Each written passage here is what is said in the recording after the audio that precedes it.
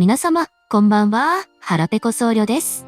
幸せ解体新書ラジオのお時間です。ねえ、最近の沖縄、急にザーッと雨が降る片降りが多くてですね。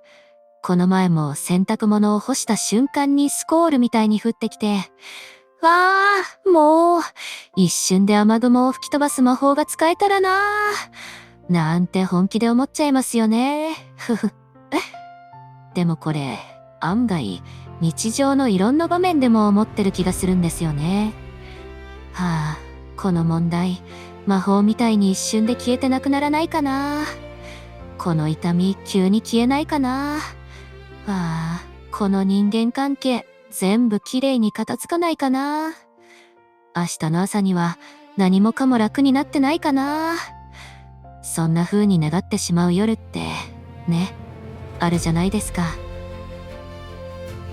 というわけで今夜のテーマは幸せの方程式エッセンス。魔法が起きない夜に私たちが受け取っているもの。人間関係のトラブルや先の見えない不安、どうにもならない体の痛みや心の奥にずっと残ってしまった傷、そういうものに押しつぶされそうになる夜、私たちはつい「ああ神様、どうか一瞬でこの状況を変えてください」って願ってしまいがちですよね。でもこれってね、それは決して幼い甘えなんかじゃないんです。怠けたいからでも信仰が足りないからでもありません。そう願ってしまうほどにあなたが傷ついて疲れ果てて、もう自分一人では抱えきれないところまで来ているということなんですよ。人って本当に苦しい時、理屈より先に終わってほしいと願います。苦しみの意味を知りたいというより、まずこの痛みを止めてほしい。今日を超えるだけで精一杯だから、せめて誰かの手で全部どうにかしてほしい。だからね、魔法を願ってしまう夜があるのは当然なんです。それは弱さというより、限界まで頑張ってきた心の叫びなんだと私は思います。ただその一方でですね、人を本当に生かすものって派手な魔法みたいな出来事だけじゃないのかもしれないとも私は思うんです。少し前に読んだ本の中に、あるアメリカの少年と著者のやりとりがありました。少年が、僕たちの教会でも水がブドウ酒に変えられたらすごいのになーって奇跡を羨ましがったんですね。すると主人公はだいたいこんな意味のことを答えていました。すでにブドウもブドウ酒もある場所で同じものが空から与えられる奇跡を求めるより、本当に必要なのはもっと深いところに起こる神の技じゃないかと。つまり状況そのものを派手に変える魔法より、心の向きが変われていくことの方がずっと大きな奇跡なんだと。これね、すでに持ってるんだから文句を言うなっていうお説教じゃないんですよ。むしろ逆です。私たちは苦しい時ほど目の前の状況ばかりを見てしまいますよね。あの人が変われば楽になるのに、この現実が消えれば助かるのに、この体が元に戻れば生きられるのに、そうやって外側が変わることを願うんです。それ自体はとても自然なことです。でもね、人生を本当に深いところから動かすのは、外側が一瞬で入れ替わることだけじゃありませんよね。むしろ、同じ現実の中にいながら、心の焦点が少し変わることの方が、人をもう一度生かすことがあるのだと思います。現実の痛みは一瞬では消えないかもしれません。願った通りの魔法は起きないかもしれない。祈ったその日のうちに景色が全部変わるわけじゃないかもしれません。でも、それでもなお起こりうる奇跡があります。それは、怒りや不安や絶望がきれいさっぱりなくなることじゃありません。昨日まで泣いていた人が今日いきなり笑顔になることでもありません。傷が消えることでも、苦しみが最初からなかったことになることでもないんです。そうじゃなくて、昨日まではもう誰も信じられないとしか思えなかったのに、今日はふと誰かの優しさを受け取れる。昨日まではもう全部終わりだとしか思えなかったのに、今日はまだ終わりじゃないのかもしれないと、ほんの少しだけ呼吸ができる。昨日まではあの人を許すなんて絶対に無理と思っていたのに、今日はまだ許せないけど憎しみに全部を明け渡さなくてもいいのかもしれないと、心が少しだけ緩む。あるいはずっと自分を責め続けてきた人が、今のままの私にも価値はあるのかもしれないと、ほんの少しだけ自分を雑に扱わずに済むようになる。それは派手な変化ではありません。でも人を内側から生かし直すには十分すぎるほど大きな出来事だと思うんです。私はこういうものもまた奇跡だと思っています。本当は傷つけ返したかったのに踏みとどまれたこと、消えてしまいたいほど苦しい夜にそれでも朝まで生き延びたこと、愛なんてもう無理だと思ったのにそれでも少しだけ人のぬくもりを受け取れたこと、そういうのって外から見れば地味なんですよ。でも魂の中ではものすごく大きな出来事なんですよね。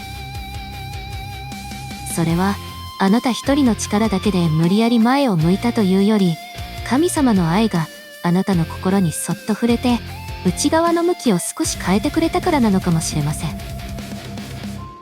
派手な魔法ではなくても、それもまた確かな奇跡なんだと思います。ここでイエス様はこう言いました。体の明かりは目です。ですから、もしあなたの目が健やかなら、あなたの全身が明るいが、もし目が悪ければ、あなたの全身は暗いでしょう。マタイの福音書、6章22節。これね、ただの視力検査の話じゃないんですよ。もちろん、目が悪かったらダメだという脅しでもありません。何を見るのか、どこに焦点を置くのか、何を心の中心に住まわせるのか、そういう心の向きの話なんです。同じ現実でも焦点がどこにあるかで人の中の明るさは変わってしまいます。傷だけを見るのか、裏切りだけを見るのか、失ったものだけを見るのか、それともその痛みを抱えたままでもなお残っている愛やまだ壊れきっていないものに目を向けるのか。視点の転換、メタノイアとは現実を無理やり明るく塗り替えることではありません。無理やり感謝しようとすることでもありません。苦しいのに苦しくないふりをすることでもないんです。不完全な自分や癒えない傷を抱えたまま、それでも焦点を少しだけ愛の方向へ戻してみること。その静かで優しい向き直りのことなんだと思います。ここで一つ大事なのは、愛の方向といっても何か立派なことをする話じゃないってことです。苦しい夜に急に誰かを完全に許せなくてもいいんです。立派な祈りができなくてもいい。前向きな言葉が出てこなくてもいい。愛の方向というのはもっと小さなことだったりします。例えば、怒りのままに言葉を返す前に一晩だけ寝かせてみること。自分を責め続ける手を今だけ少し止めてみること。壊れそうなのに平気なふりをせず、助けてと言ってみること。どうしても祈れないなら、うまい言葉の代わりにただ黙って座ること。自分の体を罰するように扱うのではなく、少し休ませてあげること。そういう小さな選び方も十分に愛の方向なんですよね。愛とはいつも壮大な感情ではありません。時には自分や誰かを傷以上壊さないという選択のことです。憎しみに全部を明け渡さないという踏みとどまり方のことです。そして、まだ完全には信じられなくても、完全には許せなくても、完全に元気になれなくても、心の向きをほんの少しだけ命の方へ戻そうとすることです。この向きの変化の大切さって、昔の人も似たことを言っているんですよね。フランスの作家、マルセル・プルーストはこう言いました。真の発見の旅とは、新しい景色を探すことではない。新しい目を持つことである。ちょっと待って。私また話が長くなってますね。でもこれ、もう少しだけ付き合ってください。この言葉もメタノイアに少し似ている気がするんですよね。私たちは苦しい夜ほど新しい景色を求めます。つまり、一瞬で変わった都合の良い現実ですね。人間関係が全部解決して身体の痛みが消えて不安もなくなって昨日とは全く違う景色が目の前に広がることを願う。もちろんそう願うこと自体は悪いことじゃありません。私もそういう風に願ってしまう夜あります。でも本当に人生を動かすのは新しい景色が突然与えられることだけではなく、今ある不完全な景色の中になお消えていない光を見るための新しい目が与えられることなのかもしれないんですよね。絶望しか見えなかった場所でまだ残っている愛に気づく。欠けたものしか見えなかった日々の中でなお失われていない恵みに気づく。敵しか見えなかった相手の中にその人自身の傷を少しだけ想像できるようになる。それは世界が変わったというより目の向きが変わったんです。そしてその変化は人生を静かにでも確かに変えていく、そういうものだと思います。さて、今日の小さな実践です。今日感謝できない夜があってもいいんです。状況が変わらずため息をついてしまっても大丈夫です。祈りの言葉が出てこない夜があってもいい。愛なんてわからないと思う日があってもいい。ただ、もし少しだけ呼吸ができそうなら、もしほんの少しだけ心に余白が残っているなら、あなたの心の目を無理のない範囲で愛の方向へ向けてみてください。誰かをすぐ許せなくてもいい。でも、憎しみに自分の全部を渡さない。自分をすぐ好きになれなくてもいい。でも、自分をこれ以上傷つけすぎない。うまく祈れなくてもいい。でも、心の奥で小さく、助けて、とだけ言ってみる。その小さな向き直りの中に、すでに奇跡は始まっているのかもしれません。